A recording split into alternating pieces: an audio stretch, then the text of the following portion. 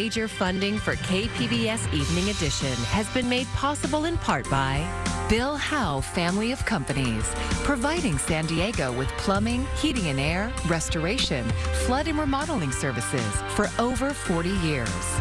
Call 1-800-BILL-HOWE or visit billhowe.com. And by the Conrad Prebys Foundation, Darlene Marco Shiley, and by the following.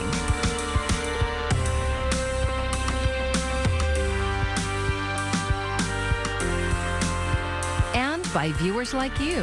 Thank you.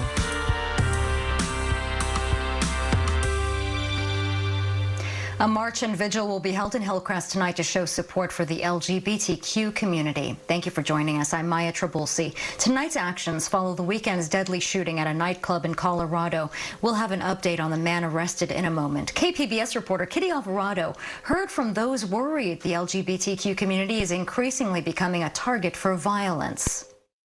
Here in Hillcrest, the tragedy is very personal. It's just been very, very hard. The Pride Flag and Monument have become a shrine to the 5 people who died and the 25 who were injured at Club Q in Colorado Springs. Francisco Medevag came here to gather his thoughts. This means a lot for us. You know, this is like our safe haven. When something happens, like anything happens, we always come over here. He says it feels like they haven't even healed from the Pulse nightclub massacre that happened in Orlando in 2016. 49 people were killed there. We're always fighting for this not to happen, and it happened again. And it feels like their community is constantly under attack lately. We're always watching our back. You know, like even when we cut with, like I said, like I feel safe in my city, I just don't feel safe out of this neighborhood. It's just a horrible thing for that community, and it just makes me feel for this one.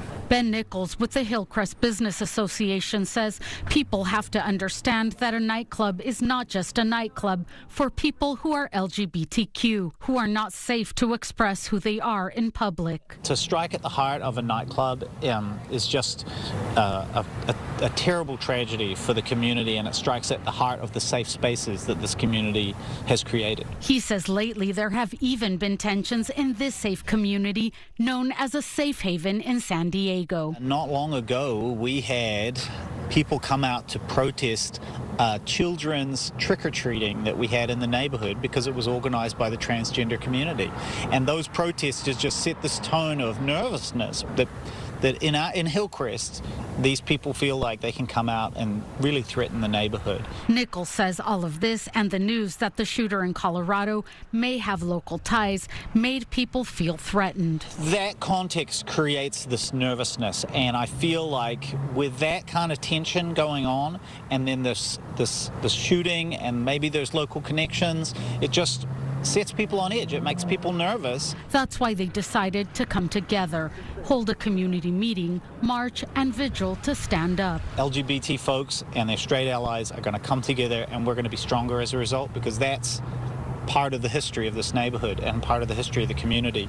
We lean into these things, and we're stronger at the end. The community meeting will be at Rich's at 6 p.m., followed by a march to the Pride flagpole for a vigil. Kitty Alvarado, KPBS News.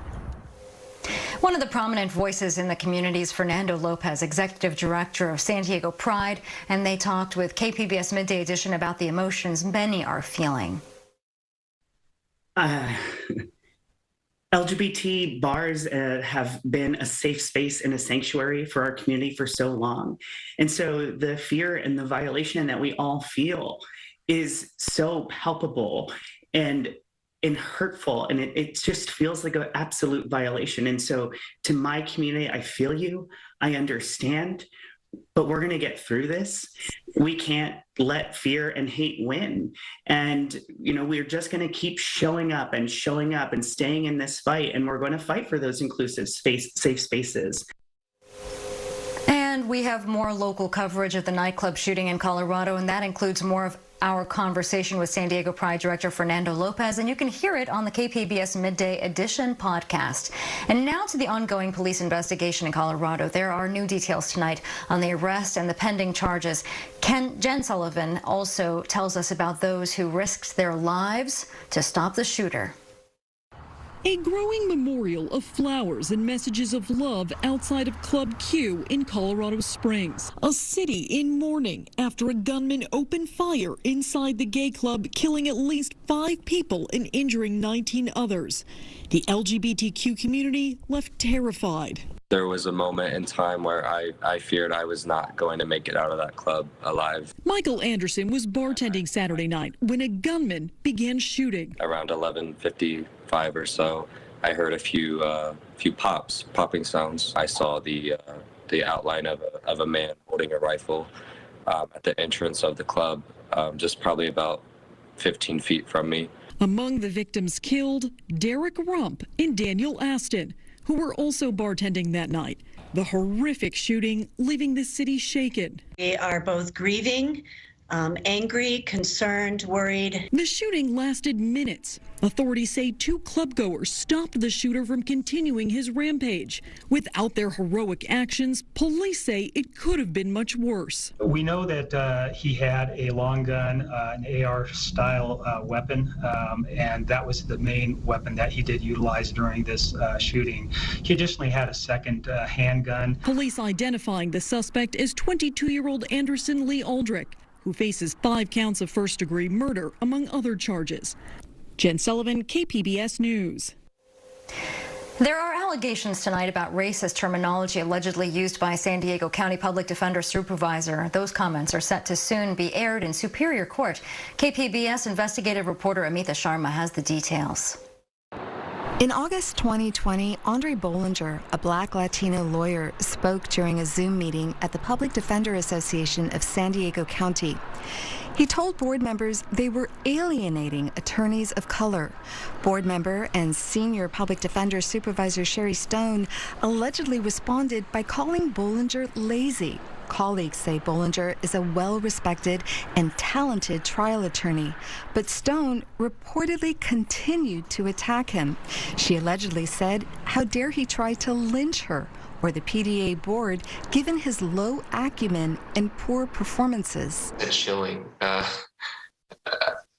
think, sorry, this is my legal brain, but there's a reason why hate speech is outlawed, and that's because it has a chilling impact. It prevents others from exercising that right to speech, and this had exactly that impact. Former Deputy Public Defender Zach Davina was in that meeting. His co-workers were outraged over Stone's alleged comments.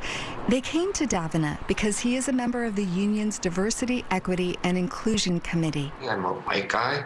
I don't have the history of lynching like other folks, people of color do. And so the first thing I did was listen.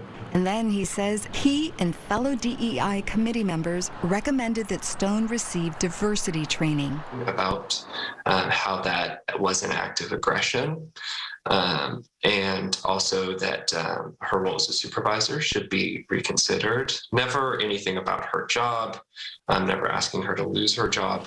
Davina believes his recommendation ultimately cost him his job. About a month later, Davina says Stone sat on his tenure review panel and told him, "I want you to know that threats against coworkers, slights was the word she used, slights against coworkers will come back to bite you." Davina believes he also ran afoul of management months earlier when he came out as gay to an LGBTQ panel. In doing so, he said the public defender office had not always been so welcoming to people like him. He says the backlash was immediate.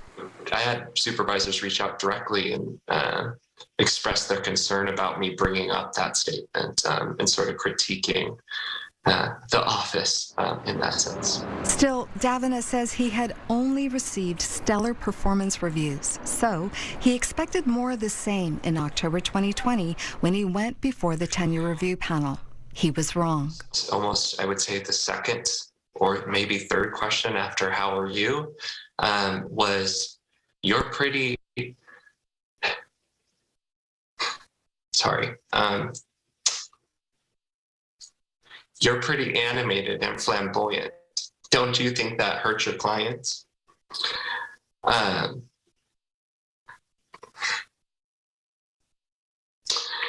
Sorry. Which I don't know how to describe how that felt. But Davina says he knew what it meant. It's, you are too much. You are too gay. You are too different. He was crushed. I believed that if I did everything I could for my clients, if I put everything into the job, it would be the time where my work would matter and who I am wouldn't be the determining factor. Davina says supervisors then approached him in November 2020 with an ultimatum: quit or be fired.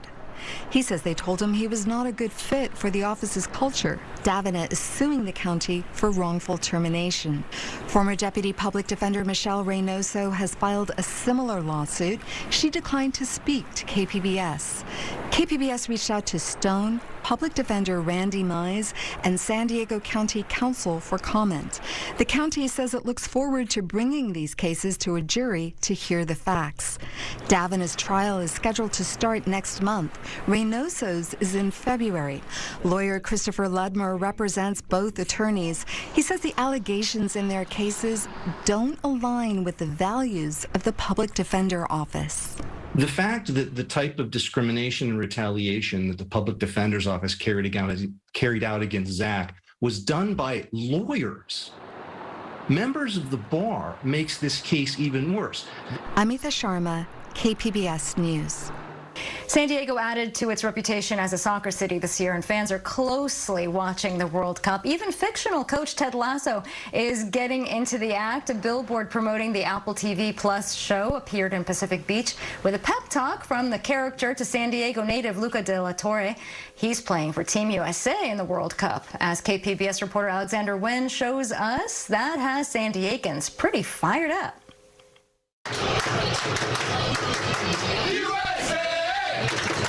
The excitement is palpable at O'Brien's Pub in Kearny Mesa as a packed crowd watches the U.S. men's team take on Wales in the World Cup. Through the jeers and cheers, these soccer fans also have another reason to root for the U.S. We are very excited that we have a San Diego kid in the World Cup. It's been a long time for that. I am Luca de la Torre, and I'm a midfielder for the U.S. men's national team.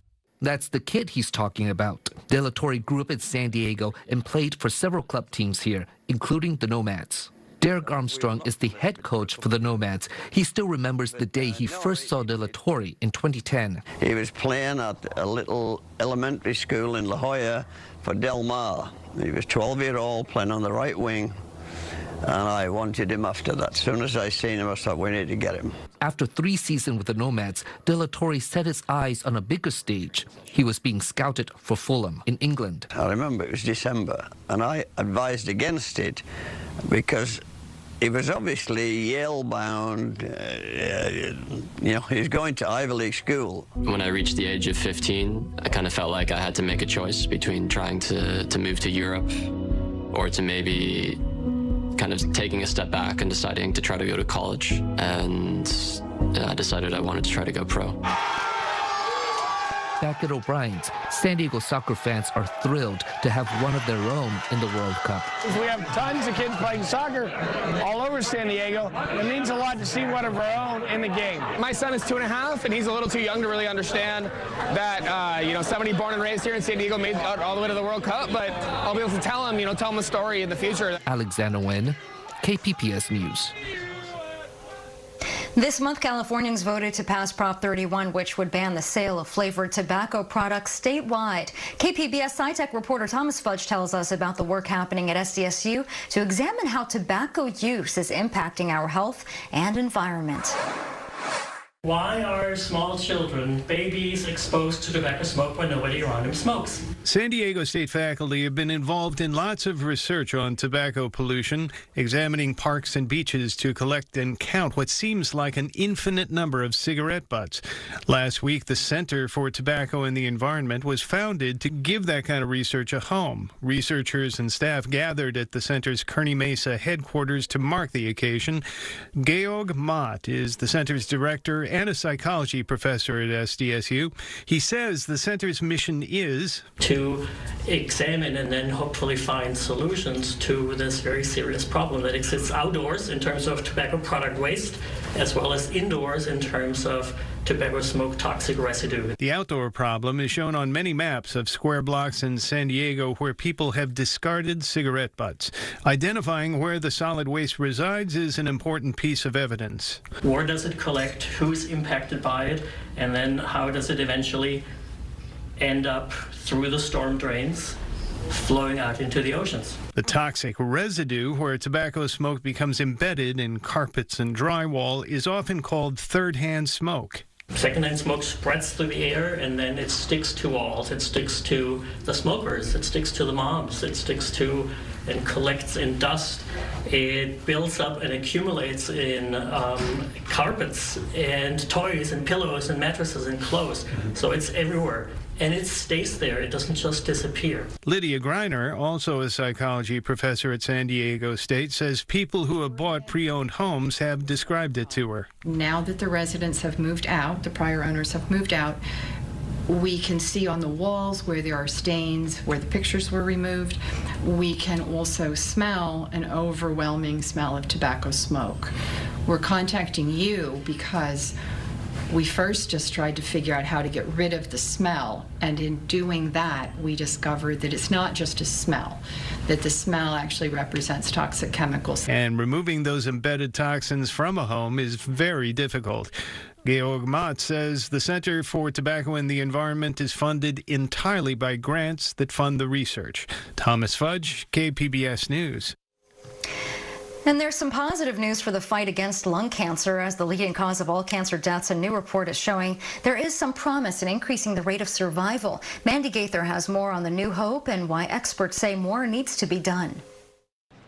In the fight against lung cancer, health experts call new data on survival rates remarkable progress. It's a terrible disease, and honestly, in the past, we've had trouble moving the needle with regards to survival improvements. But the latest report from the American Lung Association shows the 5-year lung cancer survival rate has continued to increase from 21% in 2014 to 25% in 2018. However, a person's odds of surviving 5 years after diagnosis is only about 20% in communities of color. I diagnose lung cancer on a daily basis, and we're just not catching it early enough.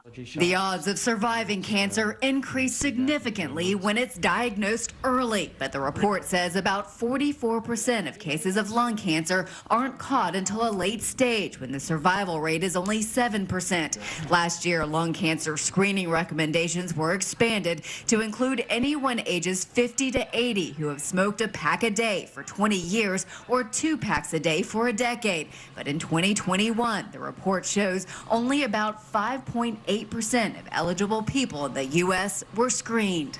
The challenge is getting the word out there, making people understand the risks of lung cancer, providing them with options in terms of how to get diagnosed with lung cancer, and then really explaining the importance of getting treated. For Health Minute, I'm Mandy Gaither. I'm Judy Woodruff. Tonight on the NewsHour, prosecutors pursue hate crime charges in the shooting at an LGBTQ nightclub in Colorado Springs. Coming up at 7 after Evening Edition on KPBS. Have researchers underestimated the speed and impact that greenhouse gas emissions have on our climate? A new study out of San Diego may be showing the interplay between clouds and pollution may be masking the effects of global warming. KPBS environment reporter Eric Anderson shows us more. Air pollution may have played a key role in the speed of global warming over the last 150 years. Scientists have recently reviewed historical data on clouds and aerosol pollution. The ones in particular that we're interested in are sulfate aerosols, and these are small particles on which cloud droplets can form. Wall says those records indicate pollution may have created more cloud cover, which masked the impact of greenhouse gases on the climate. And so if we can reduce uncertainty in the aerosol cooling effect, it gives us a better understanding of how sensitive the climate is to changes in greenhouse gases, which then helps us to predict what long-term climate change from greenhouse gas changes we can expect. That means researchers may be underestimating how quickly the climate is warming.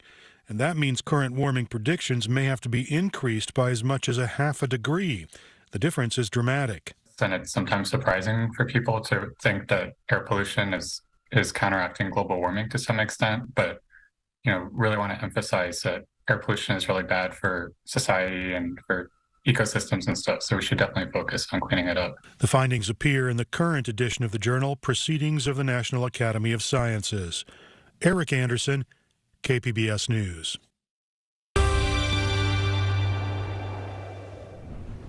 Well, 3 days of warmth, and there's more as we work our way down the road. Another warming trend coming up later on this week. It's going to stay on the dry side. You think back to the precipitation earlier on this month we've seen a gap now with no rain and some wind. That's also going to be returning to some of the inland valleys and mountains later on this week, especially as we go into Wednesday night and Thursday. Pretty quiet look here on the satellite and radar. Lots and lots of sunshine. We've been talking about those highs well up into the mid-70s the last couple of days, and another quiet night coming up here as we fall down into the 30s around Oceanside. A little chilly out there. San Diego 48, Chula Vista the same, and Borrego Springs will drop down into the low 40s. So it's going to stay dry as we go into Tuesday. The coast could be a little bit cooler. And then we'll start to see some of those winds beginning to strengthen here later on this week, and that will drive the warmth back to the coast. But again, another dry day coming up. We'll look for highs in the low 70s, so a couple degrees lower than today around San Diego, Chula Vista, and Oceanside. Throughout the interior, Ramona 75, Mount Laguna tops off at 61 degrees. And on Wednesday, again, we'll start to see some breezy conditions along the coast to the north, and we'll also start to see Wednesday night into Thursday more of a push of wind coming down from the north and the east. And that means, we're going to start to warm things back up at the coast right into Thursday. Pretty good traveling conditions here as we talk about some of those coastal communities as we go throughout the week. Over the interior, we can see some wind here on Thursday. It's also going to be a warm day. Thanksgiving high temperature tops off at 82. Look at that, mid-80s as we go into Friday. And we'll start to see the onshore flow returning somewhat as we head into the weekend. That means some clouds can roll into the coast and even to some of the interior western valleys. Mountainous terrain here Wednesday night into Thursday. It's going to be breezy. You see the 60s, though, as we go down the road, and throughout the deserts, dry across the board as we go right into your Saturday. For KPBS News, I'm meteorologist Justin Pavic. Many San Diegans will be taking to the skies on Wednesday to get to their holiday destinations, and it is historically one of the busiest days for air travel of the year. And for those who haven't been to the San Diego airport lately, this is a reminder to plan to be there well ahead of your scheduled flight time. Terminal 1 parking lot was permanently closed over the summer for construction, and if you plan to park at the airport, travelers are advised to make parking reservations ahead of time for Terminal 2 and then ride a terminal loop shuttle over to Terminal 1 if you have to. Otherwise, public transit to the airport is advised, as is being dropped off and picked up. It's a short week that will end with the start of the holiday season. Chris Wynn is in Washington, where President Biden spent part of his day renewing a White House Thanksgiving tradition. On the heels of a wedding and a presidential birthday, the weekend's celebratory atmosphere at the White House continuing Monday. President Joe Biden making much ado about stuffing at the 75th anniversary of the National Thanksgiving Turkey presentation with some political puns. The votes are in. They've been counted and verified. There's no ballot stuffing. There's no foul play. And a pair of poultry pardons for chocolate and chip. Based on their temperament and commitment to being productive members of society, I hereby pardon. Yes. I hereby pardon chocolate and chip. The Birds of Honor received VIB treatment on their trot to Washington, basking in glory at the Willard Hotel and gobbling up attention everywhere they went. President Biden dishing out exciting opportunities for the now free birds. Receiving their presidential pardons today, chocolate and chip are going to head to one of the nation's great basketball schools and research universities, North Carolina State, while also serving a message of gratitude to the country. We can't forget the reason for Thanksgiving in the first place, being grateful for what we have, and grateful for fellow Americans who we may never meet. And capping off the festive day, the official Christmas tree also arriving at the White House. Chris Wynn, KPBS News. Chocolate and chip. Okay, so here's a look at what we're working on for tomorrow in the KPBS newsroom. NPR Morning Edition will have an interview with former Vice President Mike Pence about his time in the Trump administration and whether he might run for president in 2024. And then on KPBS Midday Edition, that tells us about work happening in North County to keep people who are homeless from ending up back on the street after a hospital stay. And you can find tonight's stories on our website, kpbs.org. Thanks for joining us. I'm Maya Trabulsi. Good night. Major funding for KPBS Evening Edition has been made possible in part by Bill Howe Family of Companies, providing San Diego with plumbing, heating and air, restoration, flood and remodeling services for over 40 years. Call 1-800-BILL-HOWE or visit billhowe.com. And by the Conrad Prebys Foundation, Darlene Marco Shiley, and by the following.